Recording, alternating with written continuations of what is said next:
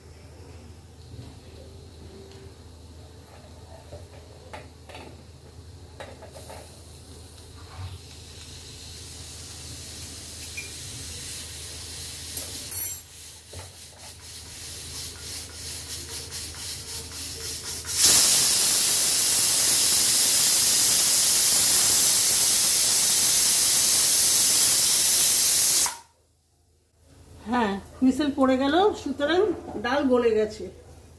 এইবার আমি ডালটাকে সাঁতলাবো। খুব তাড়াতাড়ি এই রান্নাটা হয়।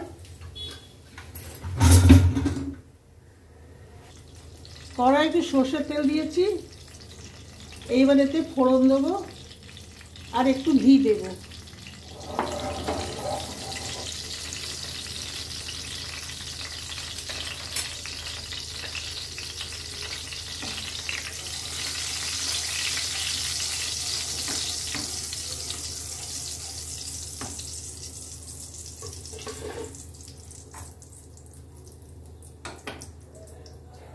এবার আমি জিরে, কালো জিরে, শুকনো লঙ্কা আর একটু পাঁচ ফোড়ন, ফোড়নের গন্ধটা বেশ ভালো আসবে বলে আমি একটু বিভিন্ন মশলা ব্যবহার করি।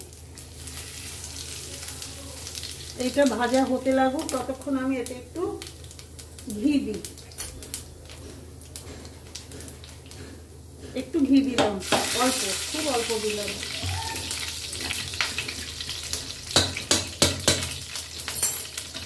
দেখুন ডালটা খুব ভালো গলেছে।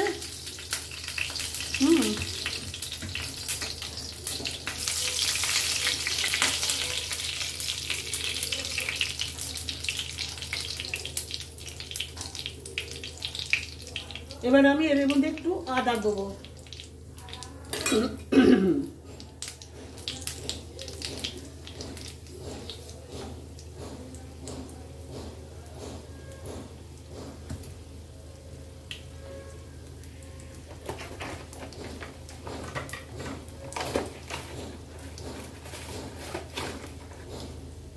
আদা, নুন দিলাম।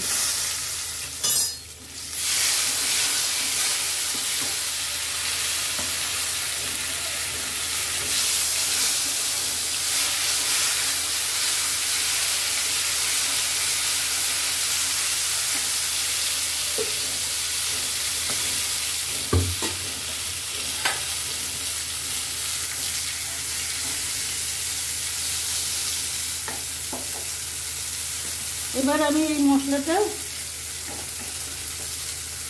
সেদ্ধ ডালের মধ্যে মিশিয়ে দেব।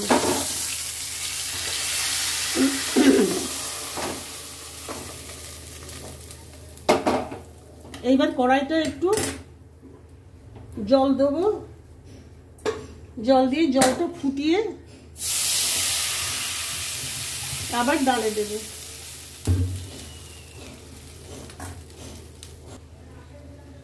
এইবার ডালের মধ্যে আর একটু হলুদ দেবো, রং হয়নি একদম। আর দেবো একটু নারকেল।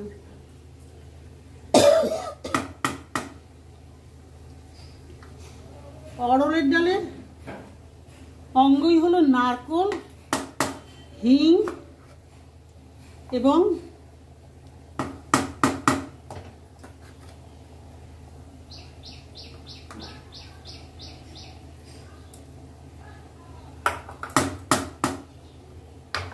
ঘি, নারকোল, হিং এবং ঘি এইগুলো দিলে তবেই অড়হরের ডাল আমাদের বাঙালির মুখে একটু রোচে, পছন্দ হয়। অড়হরের ডাল এমনিতে তো ভীষণ উপকারী। লিভারের পক্ষে ডাক্তাররা, আগের দিনের কবিরাজরা তো অড়হরের ডালই খেতে বলতো। কম হজম শক্তি যাদের, তাদের অড়হরের ডালই বিশেষ করে খেতে বলতো। আমার ডাল হয়ে গেছে, এতে সামান্য একটু গুড় দেবো, দিয়ে নামিয়ে নেব।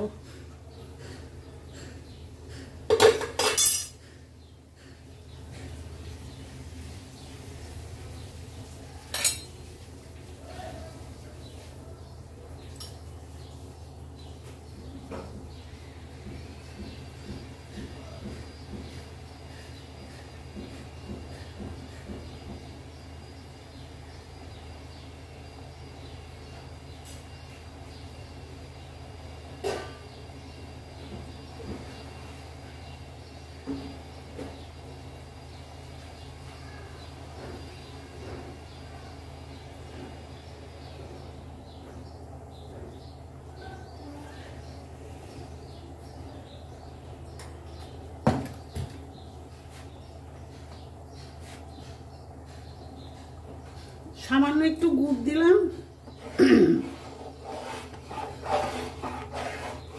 আপনারা এইভাবে খেয়ে দেখবেন, এটা খুবই ভালো লাগে। ভাত, রুটি সবার সাথেই ভালো লাগে।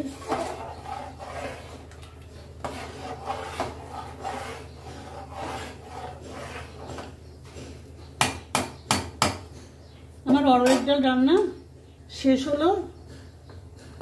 আপনাদের যদি পছন্দ হয় তাহলে করে খাবেন এবং লাইকস দেবেন, কমেন্টস লিখবেন, সাবস্ক্রাইব করবেন প্লিজ। এখানে আমি শেষ করছি। নমস্কার।